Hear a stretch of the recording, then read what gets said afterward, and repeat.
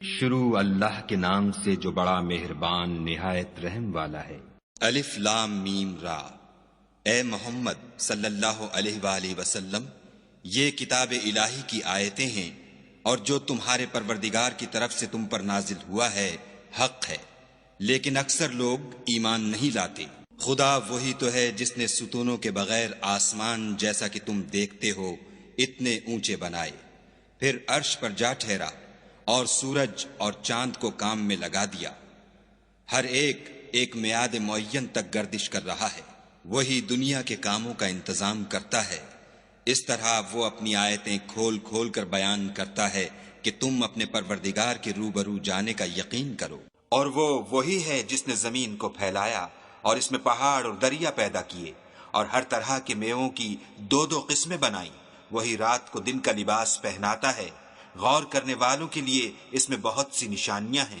اور زمین میں کئی طرح کے قطعات ہیں ایک دوسرے سے ملے ہوئے، اور انگور کے باغ اور کھیتی اور کھجور کے درخت، بعض کی بہت سی شاخیں ہیں اور بعض کی اتنی نہیں ہوتی، باوجود کہ پانی سب کو ایک ہی ملتا ہے، اور ہم بعض میووں کو بعض پر لذت میں فضیلت دیتے ہیں، اور اس میں سمجھنے والوں کے لیے بہت سی نشانیاں ہیں۔ اگر تم عجیب بات سننی چاہو تو کافروں کا یہ کہنا عجیب ہے کہ جب ہم مر کر مٹی ہو جائیں گے تو کیا از سر نو پیدا ہوں گے؟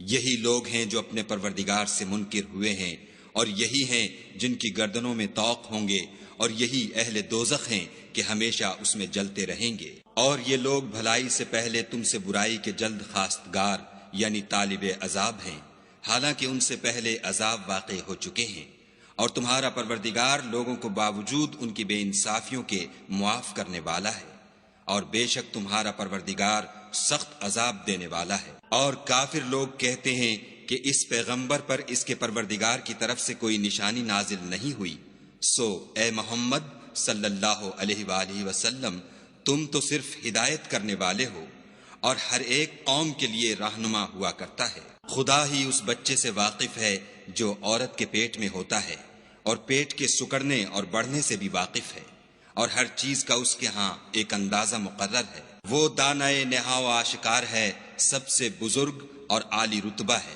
کوئی تم میں سے چپکے سے بات کہے یا پکار کر، یا رات کو کہیں چھپ جائے یا دن کی روشنی میں کھلم کھلا چلے پھرے، اس کے نزدیک برابر ہے۔ اس کے آگے اور پیچھے خدا کے چوکیدار ہیں جو خدا کے حکم سے اس کی حفاظت کرتے ہیں۔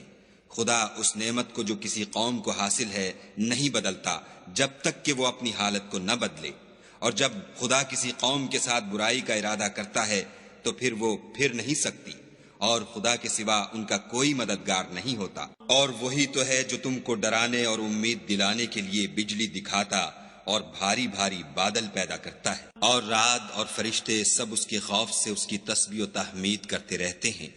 اور وہی بجلیاں بھیجتا ہے، پھر جس پر چاہتا ہے گرا بھی دیتا ہے، اور وہ خدا کے بارے میں جھگڑتے ہیں، اور وہ بڑی قوت والا ہے۔ سود مند پکارنا تو اسی کا ہے، اور جن کو یہ لوگ اس کے سوا پکارتے ہیں وہ ان کی پکار کو کسی طرح قبول نہیں کرتے، مگر اس شخص کی طرح جو اپنے دونوں ہاتھ پانی کی طرف پھیلا دے تاکہ دور ہی سے اس کے منہ تک آ پہنچے، حالانکہ وہ اس تک کبھی بھی نہیں آ سکتا۔ اور اسی طرح کافروں کی پکار بیکار ہے۔ اور جتنی مخلوقات آسمانوں اور زمین میں ہے، خوشی سے یا زبردستی سے خدا کے آگے سجدہ کرتی ہے، اور ان کے سائے بھی صبح و شام سجدے کرتے ہیں۔ ان سے پوچھو کہ آسمانوں اور زمین کا پروردگار کون ہے؟ تم ہی ان کی طرف سے کہہ دو کہ خدا۔ پھر ان سے کہو کہ تم نے خدا کو چھوڑ کر ایسے لوگوں کو کیوں کارساز بنایا ہے جو خود اپنے نفع و نقصان کا بھی اختیار نہیں رکھتے؟ یہ بھی پوچھو کیا اندھا اور آنکھوں والا برابر ہیں، یا اندھیرا اور اجالا برابر ہو سکتا ہے؟ بھلا ان لوگوں نے جن کو خدا کا شریک مقرر کیا ہے، کیا انہوں نے خدا کی سی مخلوقات پیدا کی ہے جس کے سبب ان کو مخلوقات مشتبہ ہو گئی ہے؟ کہہ دو کہ خدا ہی ہر چیز کا پیدا کرنے والا ہے، اور وہ یکتا اور زبردست ہے۔ اسی نے آسمان سے میں برسایا، پھر اس سے اپنے اپنے اندازے کے مطابق نالے بہ نکلے، پھر نالے پر پھولا ہوا جھاگ آ گیا، اور جس چیز کو زیور یا کوئی اور سامان بنانے کے لیے آگ میں تپاتے ہیں اس میں بھی ایسا ہی جھاگ ہوتا ہے۔ اس طرح خدا حق اور باطل کی مثال بیان فرماتا ہے۔ سو جھاگ تو سوکھ کر زائل ہو جاتا ہے، اور پانی جو لوگوں کو فائدہ پہنچاتا ہے وہ زمین میں ٹھہرا رہتا ہے۔ اس طرح خدا صحیح اور غلط کی مثالیں بیان فرماتا ہے تاکہ تم سمجھو۔ جن لوگوں نے خدا کے حکم کو قبول کیا ان کی حالت بہت بہتر ہوگی، اور جنہوں نے اس کو قبول نہ کیا، اگر روئے زمین کے سب خزانے ان کے اختیار میں ہوں تو وہ سب کے سب اور ان کے ساتھ اتنے ہی اور نجات کے بدلے میں صرف کر ڈالیں، مگر نجات کہاں؟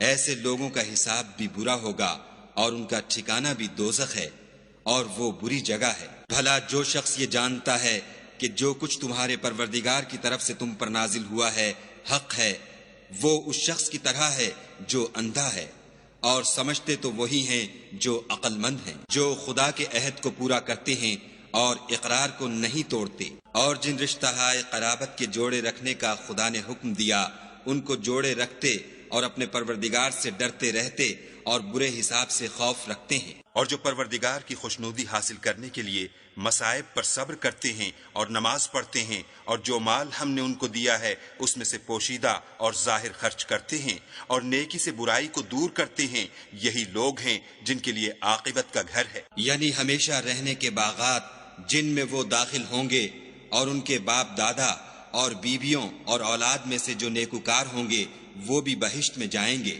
اور فرشتے بہشت کے ہر ایک دروازے سے ان کے پاس آئیں گے اور کہیں گے تم پر رحمت ہو، یہ تمہاری ثابت قدمی کا بدلہ ہے، اور عاقبت کا گھر خوب گھر ہے۔ اور جو لوگ خدا سے عہد واسق کر کے اس کو توڑ ڈالتے اور جن رشتہ قرابت کے جوڑے رکھنے کا خدا نے حکم دیا ہے ان کو قطع کر دیتے اور ملک میں فساد کرتے ہیں، ایسوں پر لعنت ہے، اور ان کے لیے گھر بھی برا ہے۔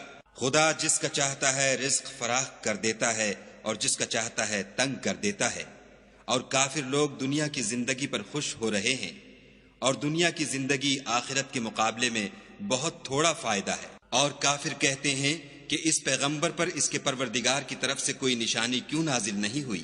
کہہ دو کہ خدا جسے چاہتا ہے گمراہ کرتا ہے، اور جو اس کی طرف رجوع ہوتا ہے اس کو اپنی طرف کا رستہ دکھاتا ہے۔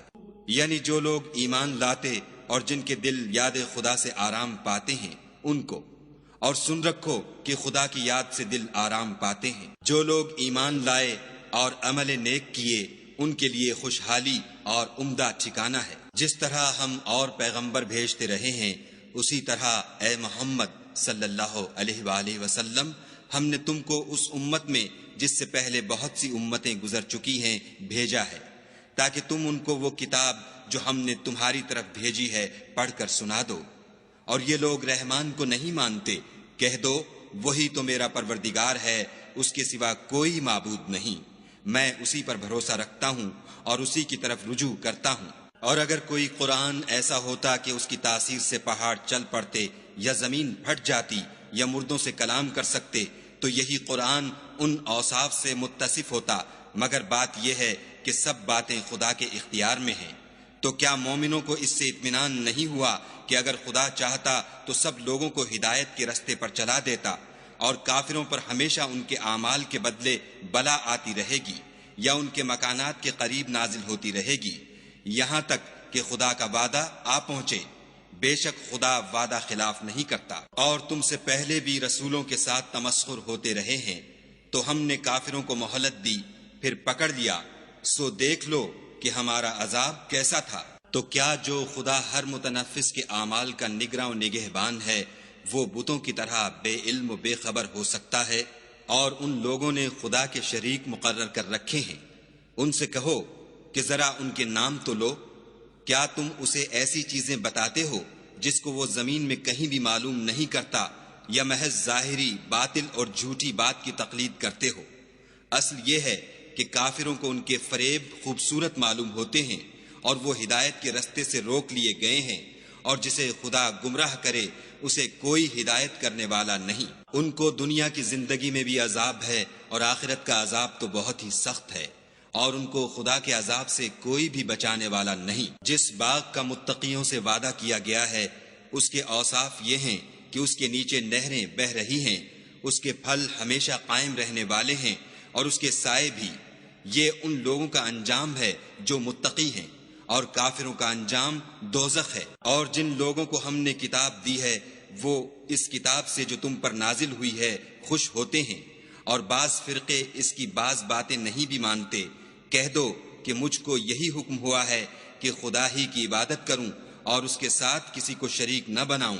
میں اسی کی طرف بلاتا ہوں اور اسی کی طرف مجھے لوٹنا ہے۔ اور اسی طرح ہم نے اس قرآن کو عربی زبان کا فرمان نازل کیا ہے، اور اگر تم علم و دانش آنے کے بعد ان لوگوں کی خواہشوں کے پیچھے چلو گے تو خدا کے سامنے کوئی نہ تمہارا مددگار ہوگا اور نہ کوئی بچانے والا۔ اور اے محمد صلی اللہ علیہ وآلہ وسلم، ہم نے تم سے پہلے بھی پیغمبر بھیجے تھے اور ان کو بیویاں اور اولاد بھی دی تھی، اور کسی پیغمبر کے اختیار کی بات نہ تھی کہ خدا کے حکم کے بغیر کوئی نشانی لائے۔ ہر حکم قضا کتاب میں مرقوم ہے۔ خدا جس کو چاہتا ہے مٹا دیتا ہے اور جس کو چاہتا ہے قائم رکھتا ہے، اور اسی کے پاس اصل کتاب ہے۔ اور اگر ہم کوئی عذاب جس کا ان لوگوں سے وعدہ کرتے ہیں تمہیں دکھائیں، یعنی تمہارے روبرو ان پر نازل کریں، یا تمہاری مدت حیات پوری کر دیں، یعنی تمہارے انتقال کے بعد عذاب بھیجیں، تو تمہارا کام ہمارے احکام کا پہنچا دینا ہے اور ہمارا کام حساب لینا ہے۔ کیا انہوں نے نہیں دیکھا کہ ہم زمین کو اس کے کناروں سے گھٹاتے چلے آتے ہیں، اور خدا جیسا چاہتا ہے حکم کرتا ہے، کوئی اس کے حکم کا رد کرنے والا نہیں، اور وہ جلد حساب لینے والا ہے۔ جو لوگ ان سے پہلے تھے وہ بھی بتہری چالیں چلتے رہے ہیں، سو چال تو سب اللہ ہی کی ہے۔ ہر متنفس جو کچھ کر رہا ہے وہ اسے جانتا ہے، اور کافر جلد معلوم کریں گے کہ عاقبت کا گھر یعنی انجام محمود کس کے لیے ہے۔ اور کافر لوگ کہتے ہیں کہ تم خدا کے رسول نہیں ہو۔ کہہ دو کہ میرے اور تمہارے درمیان خدا اور وہ شخص جس کے پاس کتاب آسمانی کا علم ہے گواہ کافی ہیں۔